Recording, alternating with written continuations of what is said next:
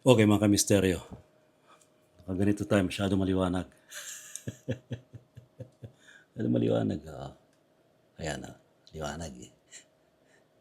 Anyway, ito papakita ko sa inyo. Very interesting itong cloud formation na ito. At first, ano siya, para siyang angelic being, nag-change form into angelic being. Tapos, magbabago siya ng shape. Can you see this one, guys? Nag-form siya ng angelic being. See this one?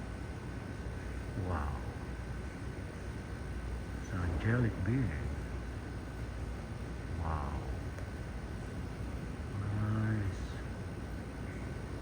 Ang galing. Ayan. See that? Ayan.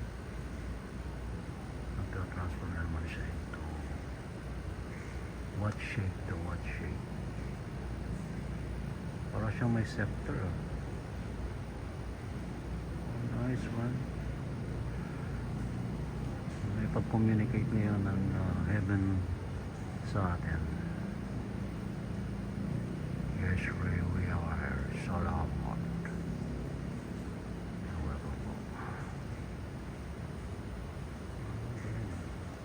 What is this again? Looks like face. There is a face. That's face. God's face. Wow. Galing ah. Ito binabanggit natin sa ating program sa Gabi ng Misteryo sa Lionsgate Portal. Now we have to, yung message na very strong yung message na we have to go back dun sa ating practice. Now we have to commune with nature. We have to connect with Mother Earth, also known as Mother Gaia.